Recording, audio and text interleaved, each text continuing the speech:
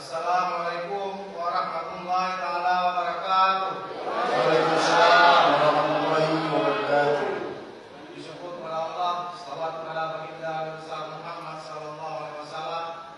Yang terhormat saudara Gubernur Aceh, yang terhormat pimpinan DPR Aceh, yang terhormat seluruh anggota DPR Aceh, yang terhormat unsur suku Pimda Plus, yang terhormat teman-teman media pers yang telah setia dan 2 hari meliput masalah LKPD 2020. Dalam panjang kalimat, pimpinan hanya ingin menyampaikan sedikit. Beberapa hari yang lalu Pak Sekdan Takwa dalam rapat Manggarai KA mengatakan bahwa dana refocusing 2020 digunakan untuk selain penanganan COVID juga boleh.